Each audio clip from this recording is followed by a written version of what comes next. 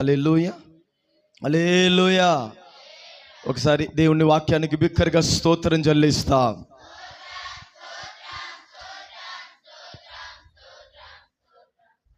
హల్లెలూయా. మంచిది. ఈ పూట దేవుని వాక్యాన్ని ధ్యానించుకొని మనం ఆశీర్వదించబడతాం. ఈ పూట మన ధ్యానము కొరకు 127 కీర్తన 127 కీర్తన మొదటి 2 వాక్యంని జాగ్రత్తగా చదవండి, జాగ్రత్తగా వాక్యాన్ని వినండి. యెహోవా ఇల్లు కట్టించిన ఎడల దాని కట్టువారు ప్రయాసము వ్యర్థమే. యెహోవా పట్టణమును కాపాడిన ఎడల దాని కావలి కాయువారు మేలుకొని ఉండుట వ్యర్థమే. వేకువనే లేచి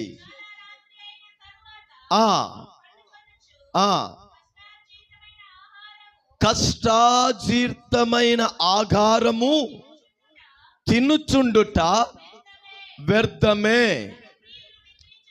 తన ప్రియులు నిద్రించుచుండగా ఆయన వారికి ఇచ్చుచున్నాడు. హల్లెలూయా. కుటుంబాన్ని గురించి ఒక అద్భుతమైన మాటని భక్తుడు ఇక్కడ తెలియచేస్తున్నాడు. ఈ చదివిన మొత్తం భాగాన్ని మనం ధ్యానించలేము, కానీ ఒక ముఖ్యమైన మాటని ఈ లేఖనముల నుండి మనం ధ్యానించుకుంటాం. దేవుడు మనతో మాట్లాడునుగాక. ఈ భక్తుడు ఈ కీర్తనని ప్రారంభించేటప్పుడు ఈ యెహోవా ఇల్లుని కట్టించిన ఎడల కట్టువారు ప్రయాస వ్యర్థము. దాని అర్థం ఏమిటి? ఒక కుటుంబాన్ని దేవుడు ఆశీర్వదించకపోతే ఆ కుటుంబము ఆశీర్వాదంగా ఉండలేదు. ఒక కుటుంబంలో దేవాది దేవుడు నివసించకపోతే ఆ కుటుంబము ఆశీర్వాదంగా ఉండలేదు. ఒక కుటుంబాన్ని దేవుడు నడిపించకపోతే ఆ కుటుంబము ఆశీర్వాదంలో కొనసాగలేదు. ఒక కుటుంబంలో దేవుడు నాయకుడిగా లేకపోతే, ఒక కుటుంబంలో దేవుడు తండ్రిగా లేకపోతే, ఒక కుటుంబంలో దేవుడు కావలివాడుగా లేకపోతే ఆ కుటుంబం చేసే పని, ఆ కుటుంబం పడే ప్రయాసము వ్యర్థము. హల్లెలూయా. కనుక ప్రతి కుటుంబము ఈ వాక్య భాగముని తన హృదయములో గుర్తు చేసుకొని ప్రార్థించాలి. దేవా, నా కుటుంబము నీ వలన కట్టబడాలి, నా యజమానుడు నీ వలన కట్టబడాలి, నా భార్య నీ వలన కట్టబడాలి, నా పిల్లలు నీ వలన కట్టబడాలి. దాని అర్థము నీ వలన ఆశీర్వదించబడాలి, నీ వలన స్థిరపరచబడాలి, నీ వలన నడిపించబడాలి, నీ వలన పోషించబడాలి, నీ వలన ప్రభువా వర్ధిల్లాలి. భక్తుడు ఒక ప్రార్థనగా దేవుడు ముందు ఈ మాటను తెలియచేస్తున్నాడు. దేవుడు లేకుండా నా ప్రయాస వ్యర్థము, దేవుడు లేకుండా నా తెలివి వ్యర్థము, దేవుడు లేకుండా నా పరాక్రమ వ్యర్థము, దేవుడు లేకుండా నా ధనము వ్యర్థము, దేవుడు లేకుండా నాకు కలిగిన సమస్తము నాకు ఏమాత్రము మేలుని కలిగ చెయ్యదు. కోరుకుంటున్నాడు దేవుడు మన కుటుంబాన్ని కట్టాలి, ఆశీర్వదించాలి. దేవుడు మన కుటుంబానికి ఏందండి? కావలి కాచేవాడుగా ఉండాలి. హల్లెలూయా. ఈ ఉదయము మనం ధ్యానించే అంశము మన కుటుంబానికి దేవుని కాపుదల్. చెప్పండి, మన కుటుంబానికి దేవుని కాపుదల్ చాలా అవసరం. ఈరోజు మన దేశములో, మన పట్టణంలో ఎన్నో కావలి కాచేవారు ఉన్నారు, ఎన్నో ఎయిర్ ఫోర్స్ ఉంది, ఎన్నో అధికారులు ఉన్నారు, ఎన్నో డిపార్ట్మెంట్ ఉంది. కానీ కీడుని ఆపలేకపోతున్నారు కదా, నాశనాన్ని ఆపలేకపోతున్నారు కదా. హల్లెలూయా. ఎంత చక్కగా ఏందండి బండి తోలేవాడైనా ఎక్కడో ఒక స్థలంలో పొరపాటు చేసేస్తున్నాడు, యాక్సిడెంట్ గురవుతున్నారు కదా. ఎంత జాగ్రత్త పడినా, ఎన్ని టెక్నాలజీ వచ్చి ఉన్నా, ఎన్ని కొత్త కార్యాన్ని దేశంలో కనిపెట్టినా ఏందండి కీడుని ఆపలేకపోతున్నారు, నాశనాన్ని ఆపలేకపోతున్నారు, యాక్సిడెంట్ని ఆపలేకపోతున్నారు. అందుకే వాక్యం చెప్తుంది, దేవుడు పట్టణాన్ని, ఆ వాక్యం ఎలా రాయబడింది, దేవుడు పట్టణాన్ని కాపాడని ఎడల కావలి కాయువాడు మేలుకొని ఉండుట వ్యర్థం. అంటే భక్తుడు ఈ వాక్యముల నుండి ఒక కార్యాన్ని చాలా క్లియర్గా డిక్లేర్ చేస్తున్నాడు. దేశము క్షేమం స్థితిలో ఉండాలంటే దేవుడు ఉండాలి, పట్టణము క్షేమ స్థితిలో ఉండాలంటే దేవుడు ఉండాలి, కీడు తొలగించబడాలంటే దేశం మీద, పట్టణం మీద దేవుని హస్తము చాపబడాలి, బలాత్కారము, కీడు, నాశనాలు, చెడ్డ కార్యము తొలగించబడాలంటే దేశం మీద, పట్టణం మీద దేవుని కన్ను దృష్టి ఉండాలి. అపవాది కుయుక్తి, అపవాది తంత్రాలు, అపవాది ఆయుధాలు లేకుండా పోవాలంటే ఎన్ని ప్రయత్నాలు, ఎన్ని ప్రయాసములు, ఎన్ని తెలివితేట ఉపయోగించినా దేవుడు లేకుండా అక్కడ ఒక స్థిరత్వము అనేది అసాధ్యము. హల్లెలూయా. కానీ ఈ వాక్య భాగముల నుండి మన కుటుంబానికి దేవుని కాపుదల చాలా అవసరం. మీకు తెలుసా, దేవుడు మనకి ఇచ్చే ఆశీర్వాదంలో ఒక శ్రేష్టమైన ఆశీర్వాదము ఆయన కాపుదల. చెప్పండి, దేవుడు మనకిచ్చే ఆశీర్వాదములో ఒక శ్రేష్టమైన ఆశీర్వాదం ఏమిటంటే కాపుదల. ఆయన హస్తము కింద మనం ఉండుట, ఆయన హస్తము మనని పరామరించుకొండుట. ఒక సందర్భంలో దేవుడు ఇజ్రాయిల్ ప్రజల్ని చూసి బాధపడి ఈ మాట అంటున్నాడు, యెరూషలేమా యెరూషలేమా, కోడి తన పిల్లలని తన రెక్కల కింద దాచుకున్నట్టు, ఏందండి కాపాడినట్టు, తప్పించినట్టు, కీడుకి, నాశనానికి కోడి తన బిడ్డని ఎలా పరామరిస్తుందో, కాపాడుతుందో, నేను ఎన్నో పర్యాయి నిన్ను కాపాడాను, నిన్ను తప్పించాను, నిన్ను నడిపించాను, కానీ నీకు కృతజ్ఞత లేదు.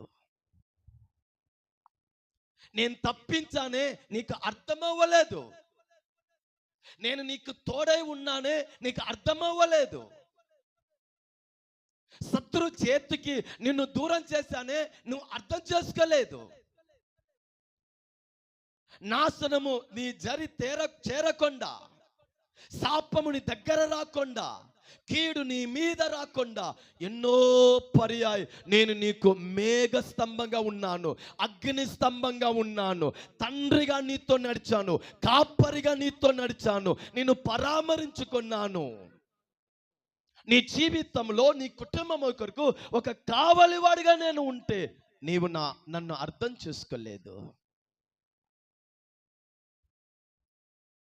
దేవుని సంగమా, దేవుని కాపుదల మన జీవితంలో చాలా చాలా ప్రాముఖ్యమైనది.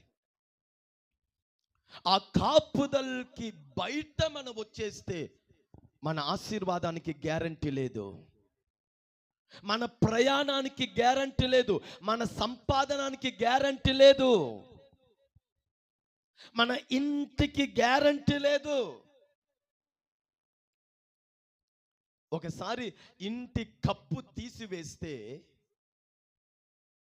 ఆలోచించండి, ఎండాకాలంలో ఎండ దెబ్బకి గురి అవుతాం, చలికాలంలో చలికి గురి అవుతాం. వానాకాలంలో ఏందండి విపరీతమైన వర్షానికి మనం గురి అవుతాం. ఏం చేసుకోలేము. ఇంటి కప్పు తీసివేయబడితే ఆ ఇంటిలో మనం నివసించలేము, సంతోషంగా ఉండలేము, పని చేసుకోలేము, పనుకోలేము, తినలేము, ఏం చేసుకోలేము. దేవుని కాపుదలు మన జీవితానికి దూరం అయిపోతే, లేకపోతే దేవుని కాపుదలకి బయట మనమే వచ్చేస్తే ఆ బ్రతుకు చాలా అపాయకరమైనది. ఏది కూడా మిగలదు, ఏది కూడా మిగలదు. ఆ జీవితము ఒక ఘోరమైన స్థితికి మనల్ని తీసుకొని వెళ్ళిపోతాయి. ఈరోజు చాలా మందికి దేవుని కాపుదల అవసరం లేకపోయింది. దేవుని కాపుదలని కోరుకోవట్లేదు. దేవుడు తానుతో ఉండాలని ఇష్టపడట్లేదు. దేవుడు నడిపించాలని దేవుని పిల్లలు ప్రార్థించట్లేదు. బాగానే ఉన్నానుగా, అనుభవాలు ఉందిగా, తెలిసిన వాళ్ళు ఉన్నారుగా, మేనేజ్ చేస్తాం. పెద్ద పొరపాటు. దేవుడు మనకి తన వాక్యముల నుండి ఎన్నో ఆశీర్వాదాన్ని ఇస్తున్నాడు. ఆ సమస్త ఆశీర్వాదంలో ఒక శ్రేష్టమైన ఆశీర్వాదం ఆయన తోడు, ఆయన కాపుదలే. బిడ్డని మీరు ఒంటరిగా రోడ్లో పంపిస్తారా? మీ బిడ్డని మీరు ఒంటరిగా రోడ్లో పంపిస్తారా? మీకు బాగా తెలుసు, రోడ్డులో ఎన్నో వాహనాలు వస్తూ ఉంటాయి, వెళ్తూ ఉంటాయి. అపాయము జరుగుటకు అవకాశం ఉంది, కీడు సంభవించుటకు అవకాశం ఉంది, యాక్సిడెంట్ జరుగుటకు అవకాశం ఉంది. కనుక నా బిడ్డని రోడ్డులో నేను ఒంటరిగా పంపించకూడదు అని నేను నా బిడ్డ చేయి పట్టుకుంటున్నానుగా, నా బిడ్డ మీద దృష్టి ఉంచుతున్నానుగా, నా బిడ్డని దగ్గర చేర్చుకుంటున్నానుగా. ఇది ఎంత నిజమో మన ఆరాధించే దేవుడు దీనికంటే ఎన్నో రెట్లు ఎక్కువ.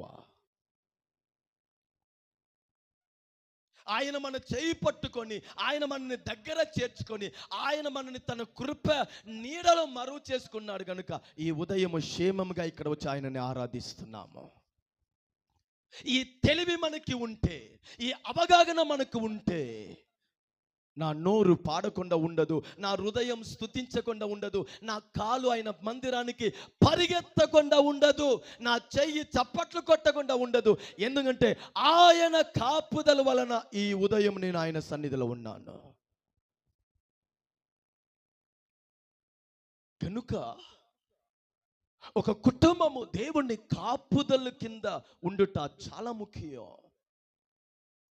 దేవుడు కూడా తన పిల్లల్ని చాలా జాగ్రత్తగా కాపాడి మరుగు చేసి నడిపించాలనే విషయంలో చాలా శ్రద్ధ చూపించేవాడు. అందుకే ఇజ్రాయెల్ని గురించి బైబిల్ మాట్లాడుతుంది, పగటి వేళలో మేఘ స్తంభముగా, రాత్రి వేళలో అగ్ని స్తంభముగా తన ఆత్మని వారికి ముందు, తన దూతని వారికి ముందు ఆయన పంపించి ఒక అద్భుతమైన మాట చెప్తాడు.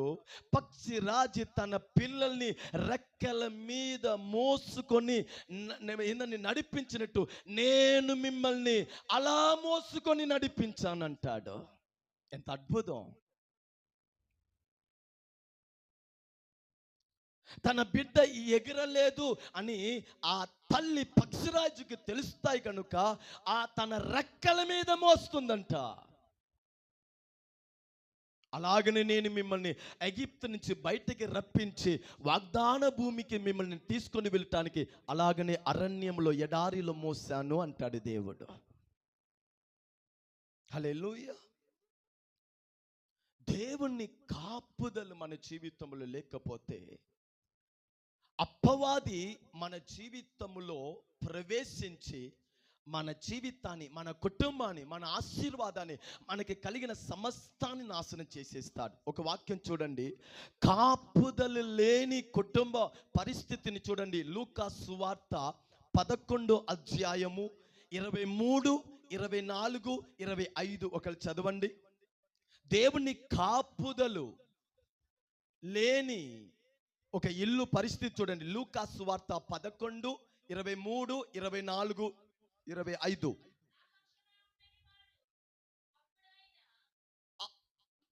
అప్పుడు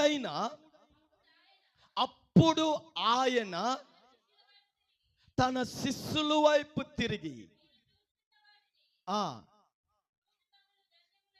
ఆ ఆ ఆ లూకా సువార్త 11:23. నా పక్షంన ఉండని వాడు నాకు విరోధి, నాతో సమకూర్చని వాడు చెదరు కొట్టువాడు. చూడండి, అపవిత్ర ఆత్మ పెట్టిన ఒక వ్యక్తిని అపవిత్ర ఆత్మ ఒకప్పుడు పట్టింది, మరలా బాగుపడ్డాడు, అతన్ని విడిచిపోయింది. ఇప్పుడు ఆ దుష్టాత్మ విశ్రాంతి వెతుకుచు నీళ్లు లేని చోట్లు తిరుగుచుండెను. ఆ దుష్టాత్మకు విశ్రాంతి దొరకనందున, విన్నారా, ఇప్పుడు ఆ భక్తుడు గుర్తుకొస్తున్నాడు. కొన్ని సంవత్సరం గతము నేను ఒక వ్యక్తి జీవితంలో, ఇంటిలో, శరీరంలో నేను నివసించి అతన్ని పీడించానే. ఇప్పుడు ఆయనని విడిచి నేను వచ్చేసాను కదా, ఇప్పుడు ఆ వ్యక్తి ఎలా ఉన్నాడని చూస్తామని వచ్చి ఆ ఇల్లు ఊడ్చి అమర్చి ఉండుట చూసి వెళ్ళి తనకంటే చెడ్డదైన మరి 7 అంటే తన ఫ్రెండ్ని కూడా తీసుకుని వచ్చేసింది. వచ్చెను అవి అందులో, అంటే ఆ ఇంటిలో ప్రవేశించింది. ఆ ఇంటిలోనే ఇప్పుడు ఆ దుష్టాత్మ కాపురం ఉండెను. అందుచేత ఆ ఇంటిలో ఉన్న మనిషి కడపట స్థితి మొదటి దానికంటే, కుటుంబాన్ని చూడండి,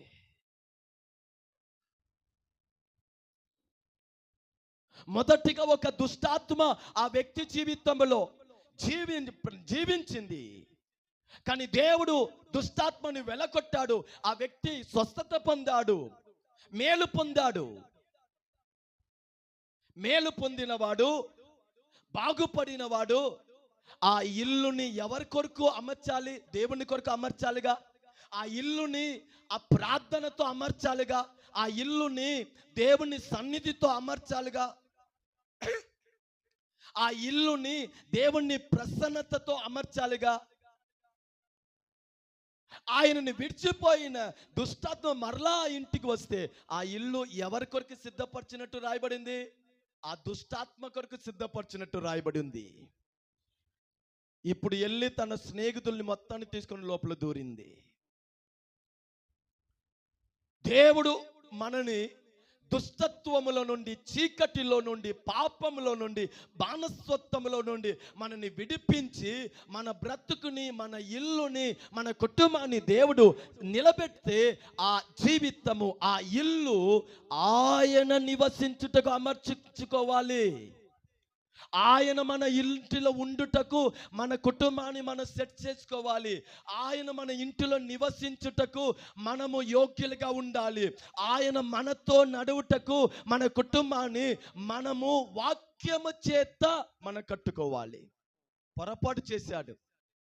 చాలా మంది చూడండి, బాగుపడ్డాం, అవసరాలు తీర్చబడింది, పిల్లలు అవసరాలు తీరింది, కష్టాలు పోయింది, ఇల్లు కట్టుకున్నాను, ఇప్పుడు అవసరాలన్నీ బాగానే ఉందిలే, మంచి జీతం ఉంది, అనుకున్నది అన్నీ నెరవేరింది, అన్నిటిలో తృప్తి పొందినవాడు దేవుడు నా ఇంటిలో నివసించాలనే విషయం మీద పొరపాటు చేశాడు. దుష్టాత్మ నన్ను విడిచిపోయింది అని సంతోషించిన వాడు ఇప్పుడు ఆ జీవితము దేవుడితో కనెక్ట్ అయిపోవాలి కదా, ఆ కుటుంబము దేవుడితో కనెక్ట్ అయిపోవాలి కదా, ఆ కుటుంబము వాక్యముతో కనెక్ట్ అవ్వాలి కదా, ఆ కుటుంబము ఏంటంటే సంఘముతో కనెక్ట్ అవ్వాలి, ప్రార్థనతో కనెక్ట్ అవ్వాలి. దేవుని కొరకు కదా ఆ వ్యక్తి ఆ ఇల్లుని అమర్చుకోవాలి, సిద్ధపరచుకోవాలి. పొరపాటు చేశాడు. మునుపటి కంటే కడబడి మరి దారుణంగా మారిపోయింది. ఏమండి, దేవుని కాపుదల మన జీవితంలో ఎంత గొప్ప ఆశీర్వాదమో, ఆ కాపుదలు మనకి దూరం అయ్యేటప్పుడు అపవాది అంత దారుణంగా మన జీవితాన్ని, కుటుంబాన్ని పాడు చేసేస్తాడు. అది రెట్టింపుగా మారిపోతాయని లేఖనము సెలవిస్తుంది. హల్లెలూయా. ఎగిప్తులో ఇజ్రాయిల్ ప్రజలు ఉండగా, ఆ ఇజ్రాయిల్ ప్రజల్ని దేవుడు విడిపించుటకు ఏందండి 10 తెగుల్ని పంపించిన కార్యము మనం చూస్తున్నాం. ఆ 10 తెగులు కూడా ఇజ్రాయేల్ ప్రజల్ని హింసించుటకు కాదు, కానీ ఎగిప్తుల శత్రువుని హింసించుటకు. దాంట్లో 10వ తెగులుని దేవుడు పంపిస్తే ఒక మరణ దూతని పంపిస్తున్నాడు. ఆ మరణ దూత ఎగిప్తులో సంచరించి ప్రవేశించి ప్రతి ఇంటిలో మరణాన్ని ఏందండి ఆయన కలుగ చేస్తా ఉన్నాడు. ప్రతి ఇంట్లో మరణ కేకలు, ప్రతి ఇంటిలో పిల్లలు మరణ కేకలు. ఎగిప్తు మొత్తం మీద మరణ కేకలు వినబడితే, ఆ ఎగిప్తులో గోషేను అనే ఒక పట్టణములో నివసిస్తా ఉన్న ఇజ్రాయేలు ఏ ఇంటిలో కూడా మరణము సంభవించలేదు. ఆమేన్ చెప్పండి. హల్లెలూయా. వీరు పక్కన ఉన్న ఎగిప్తుడి ఇంటిలో మరణం, కానీ ఈ దేవుని బిడ్డ ఇంటిలో మరణము సంభవించలేదు. దానికి కారణం ఏం తెలుసా? చదవండి, నిర్గమకాండము 12వ అధ్యాయము, నిర్గమకాండము 12వ అధ్యాయము 12వ వాక్యము 13వ వాక్యము. ఆ రాత్రి నేను ఐగుప్తు మందు సంచరించి, చూడండి, ఐగుప్తు దేశములో మనుషులలోనే జంతువులలోనే కానీ తొలి సంతతి అత్తము చేసి ఐగుప్తు దేవతలు అందరికంటే తీర్పు తీర్చేదను, నేను యెహోవాను. కానీ ఇప్పుడు ఎగిప్తు దేశంలో ప్రతి శత్రు ఇంటిలో నేను తీర్పు తీర్చబోతున్నాను, మరణాన్ని పంపించబోతున్నాను. కానీ ఇజ్రాయేలు సంగమా, దేవుని పిల్లలారా, మీరు ఉన్న మీ ఇంటి మీద ఆ గొర్రె పిల్ల రక్తము మీకు గుర్తుగా, అంటే మీకు కాపుదలుగా ఉండును. చూడండి, నేను మీ ఇంటి ద్వారములో కనబడే ఆ రక్తమును చూచి మిమ్మల్ని నశింపగా, బిక్కరగా యేసుకు స్తోత్రం చెప్పండి. హల్లెలూయా. ఇప్పుడు చెప్పండి, ఆ ఇంటిలో మరణము సంభవించకుండా వారిని కాపాడేది ఏమిటి? గొర్రె పిల్ల రక్తము. ఎగిప్తు మొత్తం మీద మరణము ఈ రాత్రి సంభవించబోతుంది. ఎగిప్తు మొత్తం మీద ప్రతి ఇంటిలో ఉన్న ఏందండి పిల్లలు, పురుషులు మరణించబోతున్నాడు. నేనే తీర్పు తీర్చబోతున్నాను. మీ ఇంటిలో ఆ తీర్పు రాకూడదంటే, మరణము రాకూడదంటే, గొర్రె పిల్ల రక్తముని మీ ఇంటి ద్వారములో గుర్తింపుగా మీరు ఉంచుకోండి. మరణ దూత మీ ఇంటి దగ్గర వచ్చేటప్పుడు ఆ రక్తముని చూసి, ఈ రక్తము దేవుని గొర్రె పిల్ల రక్తము, ఇది దేవుని పిల్లలు, దేవుని నీడలో ఉన్నవారు, దేవునికి సంబంధించిన వారు, సంఘానికి వెళ్ళేవారు, నా సొత్తు, వీరి మీద మరణము పంపించను అని ముందు వెళ్ళిపోతాడు. హల్లెలూయా. 23వ వాక్యం చూడండి. అదే 12:23 నిర్గమకాండము. యెహోవా ఐగుప్తును అత్తము చేయుటకు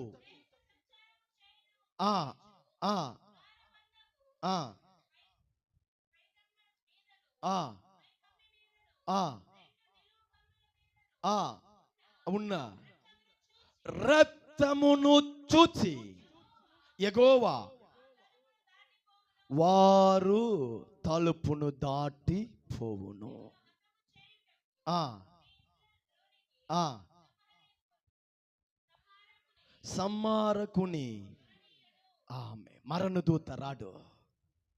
ఇప్పుడు చెప్పండి, ఆ ఇల్లుని, దేవుని పిల్లల ఇల్లుని మరణానికి తప్పించింది ఎవరు?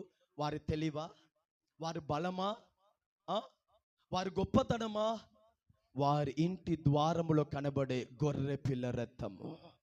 ఒక పాత నిబంధనలో ఒక జంతు అనగా ఒక గొర్రె పిల్ల రక్తము మరణానికి వారిని తప్పించిందంటే యేసయ్య కల్వరి సిలువలో కార్చిన అమూల్యమైన రక్తము, నిష్కలంకమైన రక్తము, పరిశుద్ధ రక్తము, మనకి నూతన జీవమునిచ్చిన రక్తములో మనం జీవించేటప్పుడు మన మీద మరణము రాగలుగుతాడా? హల్లెలూయా. చెన్నైలో ఒక దైవజనుడు ఉన్నాడు, గొప్ప దైవజనుడు అని. శామ్ పి చల్లదురై అని ఒక గొప్ప దైవజనుడు. ఆయన పరిచయం చేస్తూ ఉన్నాడు. ఒకరోజు ఒక ఫోన్ కాల్ వస్తుంది.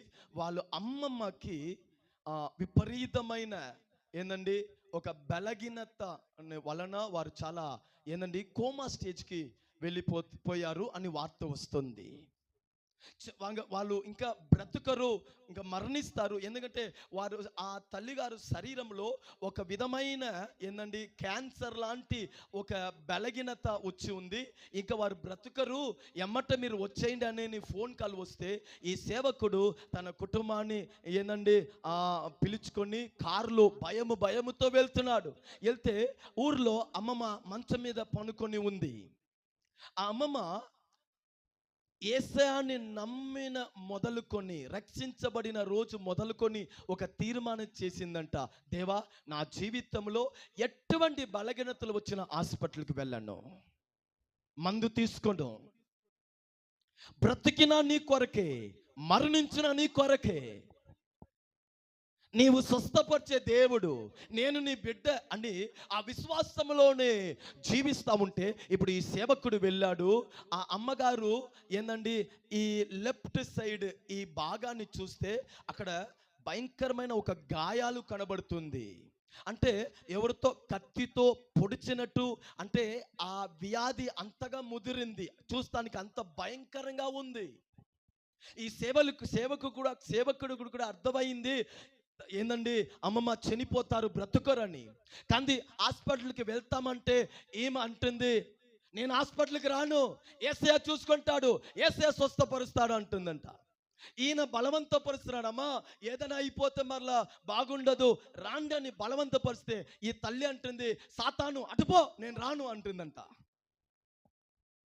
ఇంకా బలవంతం మీద ఈయన అమ్మమ్మని తన కారులో కూర్చోపెట్టుకొని ఏందండి హాస్పిటల్కి తీసుకొని వెళ్తున్నాడంట. హాస్పిటల్ దగ్గర వెళ్ళగానే అడిగిందంట, ఎక్కడ వెళ్తున్నాము? ఈయన అన్నాడంట, అమ్మా నువ్వు హాస్పిటల్కి రావు, కనీసం నువ్వు బయట కూర్చో, ఆ డాక్టర్గా వచ్చి నిన్ను చూస్తాడు అని ఈయన చెప్తే ఈమె ఒప్పుకోకుండా బలవంతంగా ఏందండి కారుని మరలా ఇంటికి తిప్పేసి ఇంటికి వచ్చి తన మంచం మీద పనుకుందంట. వీళ్ళందరూ కూర్చున్నారు, ఏమైద్దో మాట వినట్లేదే. కానీ ఆమె మంచం మీద కూర్చొని ఏందండి ఆ నూనె బాటిల్ని తీసుకొని వచ్చి ఆ వ్యాధి ఉన్న ఆ స్థలంలో ఆ నూనెని అలా రాసుకొని యేసు రక్తము జయం, యేసు రక్తము జయం అని చెప్తా ఉందంట. వీళ్ళేమో బాధపడతా ఉన్నారు, ఆమెమో యేసు రక్తం జయాన్ని చెప్తూ అలాగనే ఉందంట. ఒకరోజు, 2 రోజు, 3 రోజు, 4 రోజు, 5 రోజు, రోజుకి కొన్ని వందల సారి ఏందండి ఆ స్థలంలో చేయి పెట్టి యేసు రక్తం జయం, యేసు రక్తం జయం, యేసు రక్తం జయం అని రోజుకి వందల సారి అలా చెప్తూ 5వ రోజు అమ్మమ్మ ఎలా ఉందని వారు చూస్తే ఆ గాయము, ఆ క్యాన్సర్, ఆ వ్యాధి ఉన్న స్థలమే లేకుండా పోయిందంట. హల్లెలూయా. మన ఆరాధించే దేవుడు సజీవుడు. మన కొరకు కల్వరి శిలువలో కార్చిన రక్తము అది పరిశుద్ధ రక్తము. ఇయాల కూడా అపవాది భయపడే ఒకే ఒక రక్తము, యేసయ్య రక్తము. పాతాళము వణికే రక్తము, యేసయ్య రక్తము. పాత నిబంధనలో గొర్రె పిల్ల రక్తము వలన మరణము రాలేకపోయిందంటే యేసు రక్తము మన జీవితంలో ప్రాకారంగా ఉన్నప్పుడు మన ఎంత ఆశీర్వాదంగా మనం జీవించవచ్చు. హల్లెలూయా. ఎగిప్తు మొత్తం మీద మరణము కమ్మిన, ఎగిప్తు ప్రతి ఇంటిలో మరణ కేకలు వినబడిన దేవుని పిల్లలు ఇంటిలో మరణము రాలేకపోయింది. మన ప్రార్థన ఇలాగనే ఉండాలి, మన విశ్వాసం ఇలాగనే ఉండాలి. యేసు రక్తము నాకు ప్రాకారంగా ఉన్నందుకు స్తోత్రం. దేనిని మర్చిపోయినా సరే దేవుని పిల్లలు యేసయ్య రక్తంని నోటిలో నుండి పలుకుట ఎన్నడూ మర్చిపోకూడదు. పిల్లల్ని స్కూల్ పంపిస్తున్నావా, యేసు రక్తంలో అప్పగించి పంపించు. భర్త పనికి బయలుదేరుతున్నాడా, యేసు రక్తంలో అప్పగించి పంపించు. కుటుంబాన్ని యేసు రక్తానికి అప్పగించండి. ఆయన రక్తము మన కొరకు యుద్ధము చేస్తుంది. ఆయన రక్తము మన కొరకు ఏందండి మరణాన్ని తొలగిస్తుంది. ఒక దేవుని పిల్లలకి, కుటుంబానికి దేవుని కాపుదల చాలా ముఖ్యము, చాలా ముఖ్యం. హల్లెలూయా. ఒక మాటను చెప్పి నేను ముగిస్తాను. దేవుని కాపుదలు కంచె లాంటిది. చెప్పండి, దేవుని కాపుదలు ఎటువంటిదండి? అది ఒక కంచె లాంటిది. మీరు అర్థమవటానికి చెప్తాను. మనకి ఒక చేన ఉందనుకోండి, ఆ చేన చుట్టూ మనం ఏందండి కంచె వేస్తాము.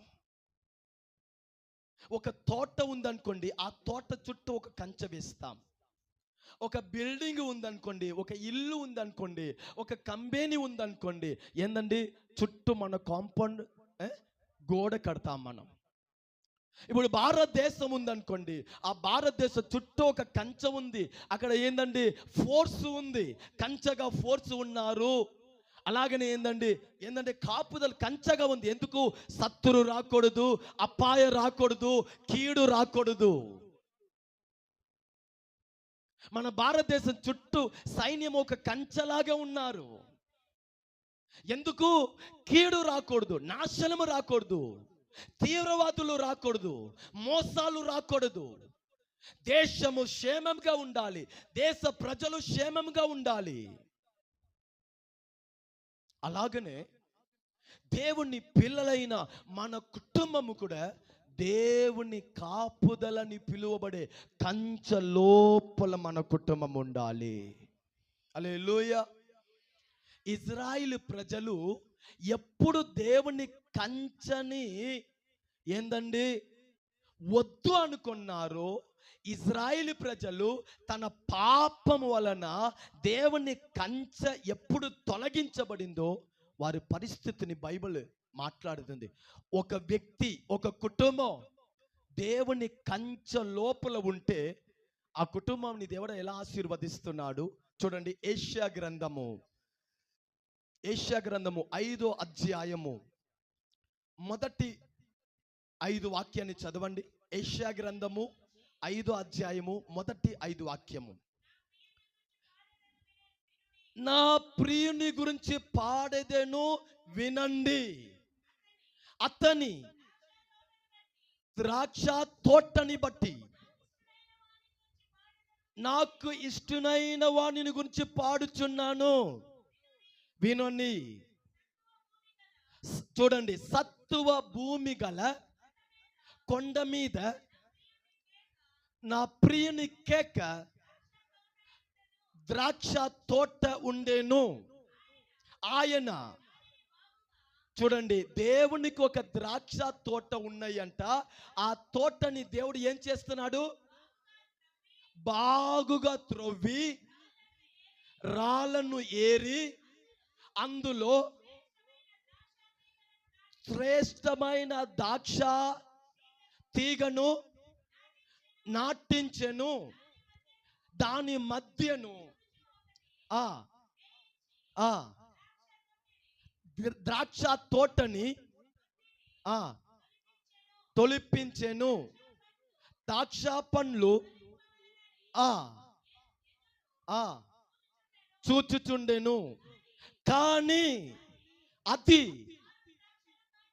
ఏ ద్రాక్షాన్ని కాల్చెను అంటే చేదైన ద్రాక్ష కాయను ఇచ్చెను.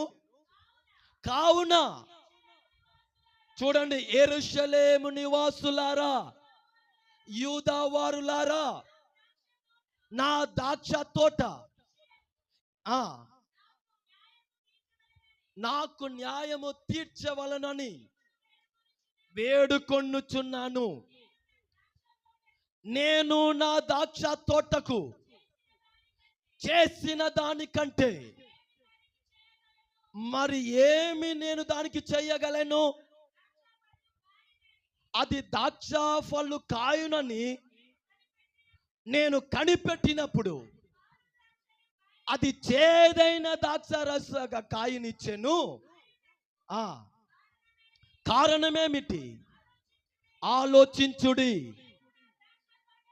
నేను నా ద్రాక్ష తోటకు చేయబోవు కార్యములను మీకు తెలియ చెప్పేదను. నేను అది మేసివేయబడినట్లు, ఈ మాట వినండి, దాని కంచెను కొట్టివేసేదను. అది తొక్కబడినట్లు గోడలను పడకొట్టి పాడు చేసేదను. చాలు. ఏమండి, దేవుడు ఎంత బాధతో ఇక్కడ ఇజ్రాయేలు ఎవరు? దేవుని పిల్లలు. యూదా వంశస్థులు ఎవరు? దేవుని పిల్లలు. దేవుడు అంటున్నాడు, నేను మిమ్మల్ని నాటాను, నేను మీకు కంచేశాను, నేను మిమ్మల్ని రక్షించాను, మీ పాపంని క్షమించాను, మీ దోషంని క్షమించాను, నీకు ఆశీర్వాదం ఇచ్చాను, నీకు మేలు చేశాను, నిన్ను కాపాడాను, నిన్ను తప్పించాను, నీ ప్రార్థనకి జవాబిచ్చాను, నిన్ను పరామరించుకున్నాను, నీ కన్నిటిని తుడిచాను, నీకు ఏదల్లా అవసరమై ఉందో నేను నీతో ఉండి నీకు చేశాను.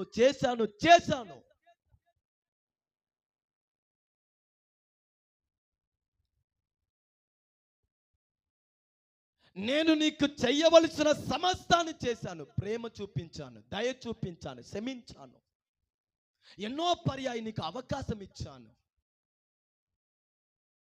కానీ నువ్వు చేదైన ఫలముని నాకు ఇచ్చావు. దాని అర్థము, నా ప్రేమ నిన్ను అర్థం చేసుకోలేదు, నా సమాపణ నీకు అర్థం అవ్వలేదు, నేను నీకు చేసిన కార్యము నీకు కృతజ్ఞత లేదు. నేను ఇన్ని నీకు చేసిన కంచె వేశాను, అపవాది లోపల రాకుండా చూసుకున్నాను, నీ మీద కన్ను దృష్టి ఉంచాను, నువ్వు ఫలం ఇయ్యాలి, మంచి జీవితం కలిగి ఉండాలని కావలసిన కృపావరముని ఇచ్చాను, నువ్వు చేదైన ఫలం ఇచ్చావు. దాని అర్థం ఏమిటి? నీకు ఎన్ని నేను చేసినా నీ బ్రతుకును నువ్వు మార్చుకోవటానికి తయారు లేదు. నేను నీతో ఎన్ని విధములో మాట్లాడినా నువ్వు నా ప్రేమని అర్థం చేసుకోవటానికి నీ మనసు తయారుగా లేదు. నీ పద్ధతిని నువ్వు మార్చుకోవట్లేదు, నీ అలవాటుని నువ్వు మార్చుకోవట్లేదు, నీ నడకని నువ్వు మార్చుకోవట్లేదు, నీ పాత స్వభావాన్ని నువ్వు వదిలిపెట్టట్లేదు.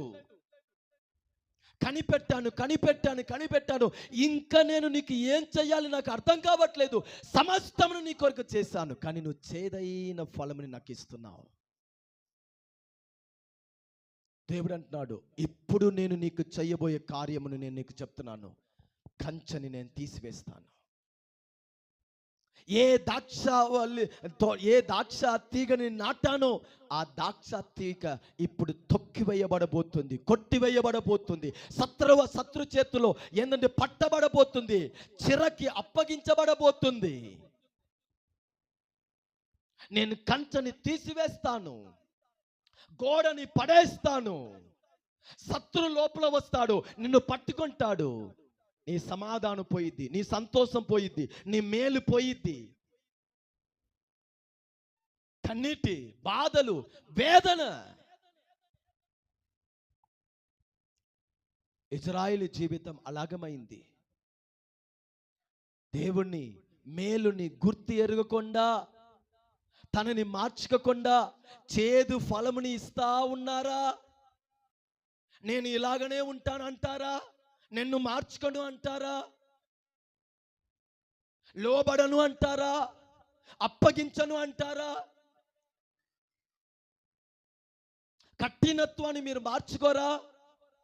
దేవునికి ఇచ్చే ఆ ప్రాముఖ్య స్థానముని మీరు ఇయ్యకుండానే కొనసాగుతారా? అది త్వరలో కంచె తీసివేయబడింది.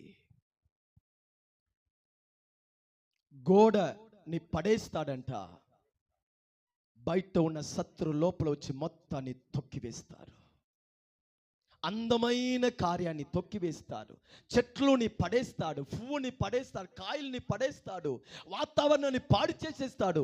కుటుంబాన్ని గురించి మాట్లాడుతుంది తోట. ఎక్కడ కంచలేదో అక్కడ మేలు నివసించదు. అది దేశం అవ్వచ్చు, పట్టణం అవ్వచ్చు, ఒక ఇల్లు అవ్వచ్చు. కంచ లేనిది అపాయమునికి. ఇజ్రాయేలు, నువ్వు నాకు ఎన్ని సంవత్సరంగా చేదైన ఫలముని ఇస్తానే ఉంటావు. ఇజ్రాయేలు ప్రజలు జీవితం నుంచి కంచె తీసివేయబడింది. కంచె, ఆ గోడ తీసివేయబడింది. శత్రువు వచ్చారు, వారిని కొట్టారు, చంపారు, పట్టుకొని అన్య దేశానికి తీసుకొని వెళ్ళిపోయారు. వారి జీవితము చెదరగొట్టబడింది. దిక్కులేని బ్రతుకుగా మారిపోయింది. అనాథలాగా మారిపోయారు. కన్నుల ముందే చంపబడ్డారు. సమకూర్చింది పోయింది, సంపాదించింది పోయింది, వారు నాటినది పీకివేయబడింది. అన్యుల కంటే, శత్రు కంటే దిగజారిన బ్రతుకుకి వారు వెళ్ళిపోయారు. కారణం చేదైన బ్రతుకు. తనని మార్చుకోవటానికి సిద్ధము లేకుండా పోవటం వలన, లోబడుటకు ఇష్టం లేకపోవటం వలన, దేవునికి తనని అప్పగించుకోవటానికి మనసు లేకపోవటం వలన కంచెని పోగొట్టుకున్నారు. మీకు చెప్పనా, మన జీవితంలో కంచె తీసివేసేటప్పుడు ఆ కుటుంబానికి దేవుడు ఒక పేరు చెప్తున్నాడు. ప్రకటన గ్రంథము 18వ అధ్యాయము 2వ వాక్యాన్ని చూడండి. ఏ ఇంటిలో దేవుని కంచె లేదో, ఏ ఇంటిలో దేవుని కాపుదల లేదో, ఏ ఇల్లు దేవుళ్ళో లేదో. ప్రకటన 18:2. అతడు గొప్ప స్వరముతో ఆర్పాటించి ఇట్లా నేను, మహాబబిలోను కూలిపోయెను, అది దయ్యములకు వాసస్థలము, ప్రతి అపవిత్రాత్మకి మురికి బట్టును అపవిత్రము ఆయన స్థలముగా అయితే. ఎవరి నివాసంగా మారిపోయిద్దంట? దయ్యపు నివాసంగా మారిపోతాయి. ఏ కుటుంబము, ఈ మాటను జాగ్రత్తగా వినండి, ఏ కుటుంబము, ఏ భర్త, ఏ భార్య, ఏ పిల్లలు, ఏ దేవుని పిల్లలు దేవుని కాపుదలలో, దేవుని కంచెలో లేదో, వారు ఇల్లు, వారి నివాస స్థలము దయ్యపు నివాస స్థలంగా మారిపోతాయంట. అపవిత్రత మొత్తం అక్కడ నివసిస్తాయంట. ఉదయం కొన్ని ఇల్లు చూడండి, ఉదయం లేవగానే WWF. హల్లెలూయా. ఉదయం లేవగానే చూడండి గొడవలతో, ఉదయం లేవగానే టెన్షన్తో, ఉదయం లేవగానే చూడండి తగాదుతో, ఉదయం లేవగానే కొన్ని ఇల్లు చూడండి. కారణం తెలుసా? ఆ ఇల్లు దేవుని కంచెకి ఏందండి, కంచెలో లేదు. ఎందుకంటే మన దేవుడు అల్లరికి కర్త కాదు, అపవిత్రానికి ఆయన దేవుడు కాదు. ఆయన సమాధానకర్త, దీర్ఘశాంతం గలవాడు, మేలుతో మనల్ని తృప్తిపరిచేవాడు, స్థిరపరిచేవాడు, సంతోషాన్ని ఇచ్చేవాడు, నెమ్మదిని ఇచ్చేవాడు, ప్రేమనిచ్చేవాడు, తృప్తిపరిచేవాడు, పోషించేవాడు, ఇబ్బందిని మార్చేవాడు. ఇది ఆయన కంచెలో మన కుటుంబం ఉన్నప్పుడు. ఎప్పుడు మన కుటుంబం దేవుని కంచెకి దూరం అవుతుందో, దయ్య స్థలముగా మారుతుంది. అపవిత్రతానికి అది నివాసంగా మారుతుంది. లోకానికి నివాసంగా మారుతుంది. ఇబ్బందికి నివాసంగా మారుతుంది. సంపాదన నిలిచి ఉండదు, ప్రేమ నిలిచి ఉండదు, భార్యాభర్త బంధం నిలిచి ఉండదు, పిల్లలు దేవుని దయలో ఉండలేరు.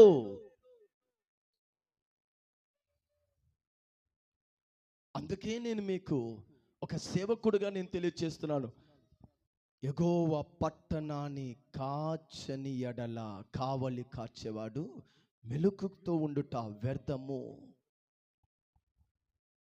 దేవుని పిల్లలు, మన కుటుంబము దేవుని కాపుదల లేకపోతే మన స్థిరపడుట, ఆశీర్వాదంలో ఉండుట అసాధ్యము. కానీ నమ్మదగిన దేవుడు ఈ ఉదయం మాట్లాడుతున్నాడు, నా కాపుదలకి నీ కుటుంబాన్ని అప్పగించుకో. ఇది కడవరి దినం. ఎక్కడ చూసిన అపవిత్రత, ఎక్కడ చూసిన మోసాలు, ఎక్కడ చూసిన చెడ్డ కార్యాలు. ఈ కడవరి దినంలో అపవాది ఎక్కువ ఆయన టార్గెట్ కుటుంబం మీద.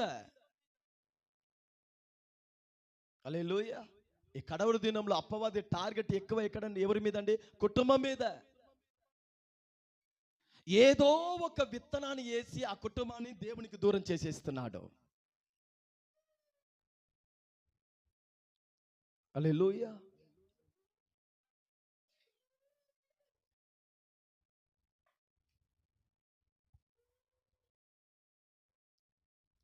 ఏదో ఒక చెడ్డ విత్తనాన్ని వేసి ఆ కుటుంబాన్ని ఏందండి దేవునికి దూరం చేసేస్తున్నాడు.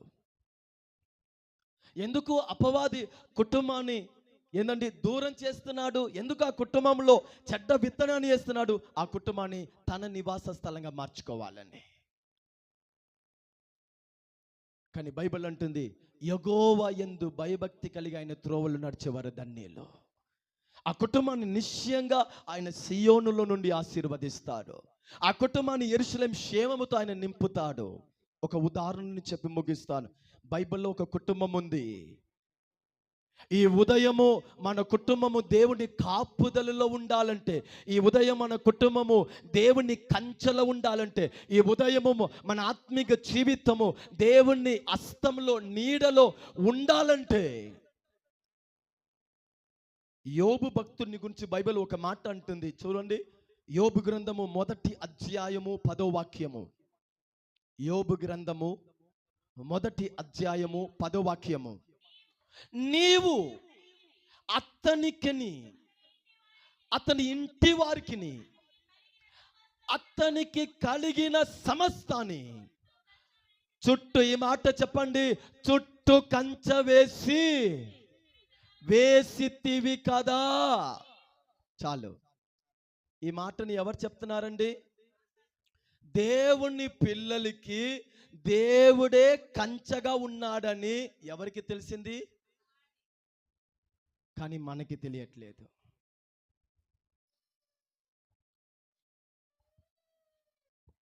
అర్థమవుతుందా? దేవుని పిల్లలకి కంచె ఎవరు? దేవుడు అనే విషయము సాతానికి అర్థమైంది, కానీ మీకు నాకు అర్థం అవ్వలేదు. హల్లెలూయా. ఇది అర్థమై ఉంటే ఈ ఉదయం మీరు ఇలా ఉండరు, ఇలా చూడరు.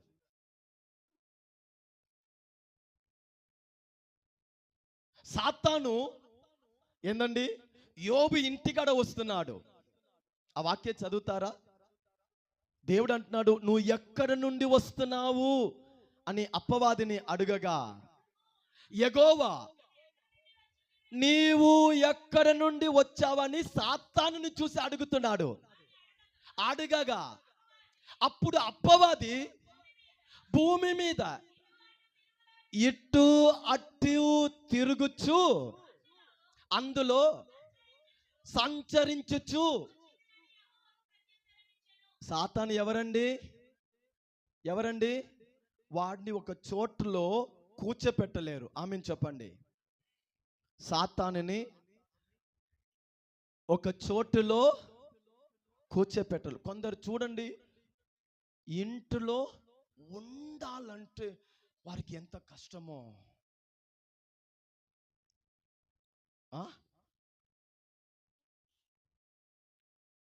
సాతానుని ఒక చోటులో ఏందండి కూర్చోపెట్టలో దేవుడు అడుగుతున్నాడు. ఎక్కడి నుంచి వస్తున్నావు? ఆయన అంటున్నాడు భూమి మీద అటు ఇటు ఉండడు. హల్లెలూయా. ఇవాళ పెద్ద ప్రేయర్ పాయింట్ ఏం తెలుసా? తల్లి తండ్రి, మా పిల్లలు ఏందండి ఇంట్లోనే ఉండట్లేదు. ప్రేయర్ పాయింట్ లేదా?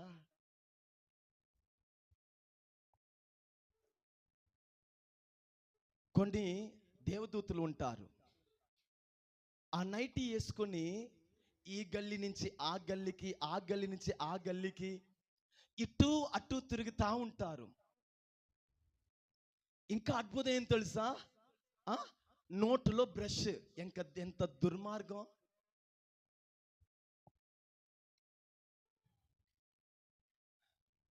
నోటులో బ్రష్ వేసుకొని 10 గంటలకి 1947లో కొన్న ఆ నైటీని వేసుకొని అటు ఇటు వెళ్తూ ఉంటారు. నేను చెప్పను, అదే ఒక శాపం.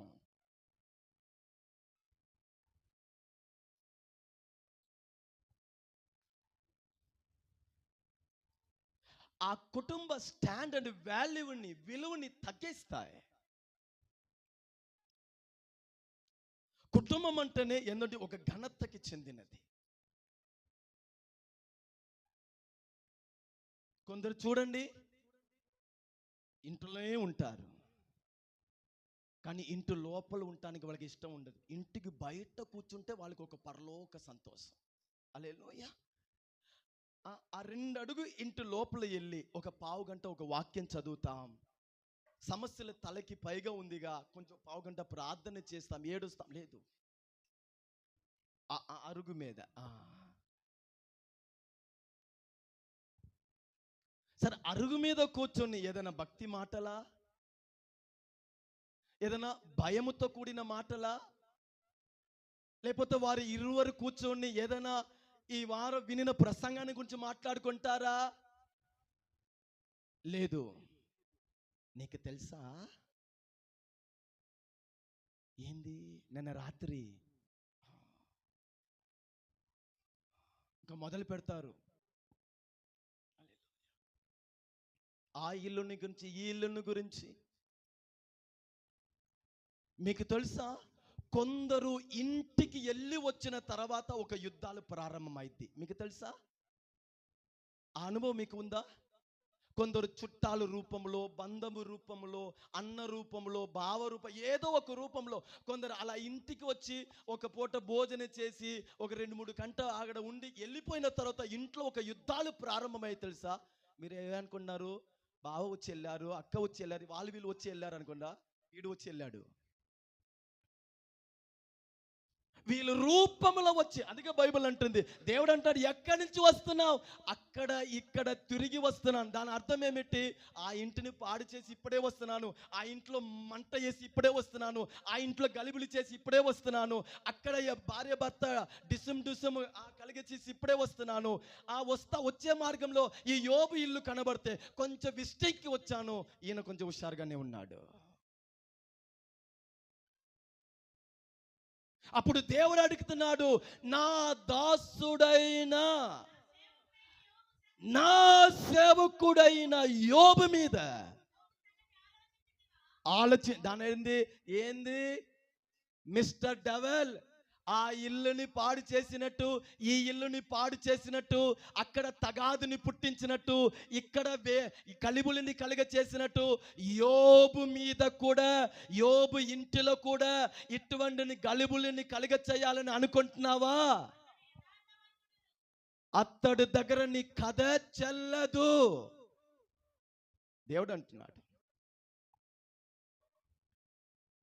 నా భక్తుడు యోబు కుటుంబంలాగా ఈ భూమిలో మరొక నీతిమంతుడు లేదు. యోబు వాళ్ళలాగా కాదు, వీళ్ళలాగా కాదు. యోబు ఎటువంటి వాడు తెలుసా? నా మందిరములో ఎలా జీవిస్తున్నాడో ఇంటిలో కూడా అలాగనే జీవిస్తాడు, ఇంటిలో అలాగనే జీవిస్తాడు, సమాజంలో అలాగనే జీవిస్తాడు, పని స్థలంలో అలాగనే జీవిస్తాడు, అందరి ముందు అలాగనే జీవిస్తాడు. హల్లెలూయా. యోబు మీద దృష్టి ఉంచితివా?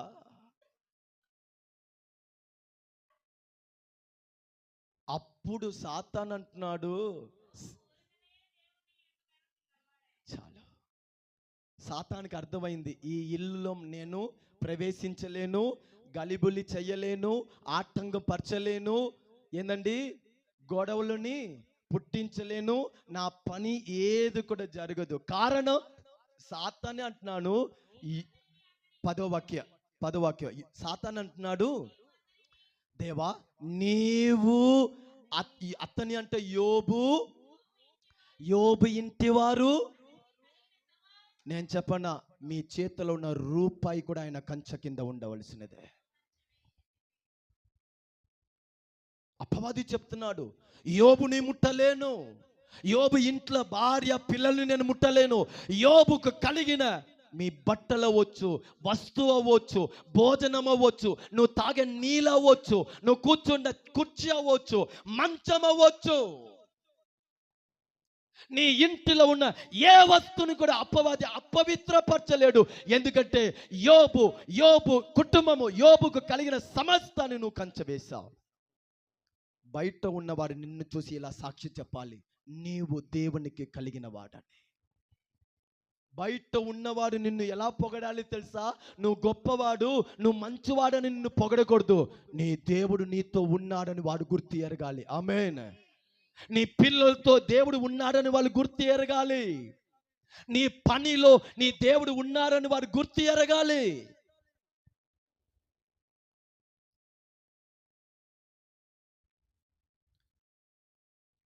నిన్ను చూసేవారు చెప్పాలి, వీళ్ళకి మనుషులు కాదు కంచె, వీరి తెలివి కాదు కంచె, వీళ్ళకి నమ్మకం వేరే ఎవరు కాదు, వీళ్ళు నమ్మకం వీళ్ళు యేసయ్య, వీళ్ళ ధైర్యం వీళ్ళు యేసయ్య, వీళ్ళకి కంచె వీళ్ళు యేసయ్య.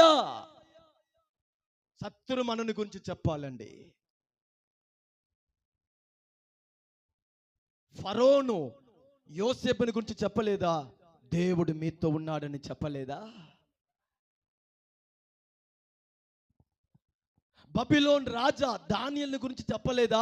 నీవు ఆరాధించే దేవుడే నిజమైన దేవుడు అని చెప్పలేదా?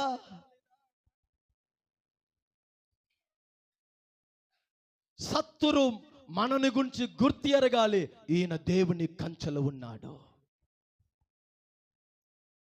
అపవాది సాక్ష్యం చెప్తున్నాడు, దేవా నీవు నీ పిల్లల్ని, ఈ యోబు కుటుంబాన్ని నీవు కంచె వేసి ఉంటే నేను ఎలా ముట్టగలుగుతాను?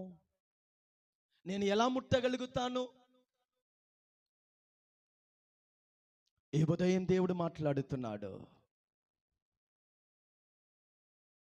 నువ్వు స్థిరపడి వర్ధిల్లాలా లేకపోతే కూలిపోవాలా? నువ్వు ఎవరు కంచె కింద ఉన్నావు అనేది ముఖ్యం. ఎవరు కంట్రోల్లో నువ్వు జీవిస్తున్నావు అనేది ముఖ్యం. ఎవరు హస్తం కింద నీ కుటుంబం ఉంది అనేది ముఖ్యం. ఎవరి మీద ఆధారపడి నువ్వు నడుస్తున్నావు అనేది ముఖ్యం. దానిని బట్టే నువ్వు స్థిరపడి వర్ధిల్లాలా కూలిపోవాలా అనేది నిర్ణయించేది. భక్తుడు అంటున్నాడు, యెహోవా ఇల్లుని కట్టించిన ఎడల కట్టేవాళ్ళ ప్రయాస వ్యర్థం. యెహోవా పట్టణాన్ని కాయని ఎడల కావులు కార్చేవారి ప్రయాస వ్యర్థము. ఒక దేవుని పిల్లలుగా ఈ ఉదయము తగ్గింపు హృదయముతో, మంచి మనస్సాక్షి కలిగి ప్రతి తల్లి తండ్రి దేవుడి ముందు ఒక తీర్మానం తెండి, దేవా నీ కాపుదల నాకు కావాలయ్యా, నీ తోడు నాకు కావాలయ్యా. మోషే అన్నాడుగా, నీ సన్నిధి నీ తోడు మాతో రాకపోతే మేము ఇక్కడ నుంచి వెళ్ళలేమయ్యా అన్నాడుగా. మన హృదయం కూడా అలాగనే కలవరపడాలి.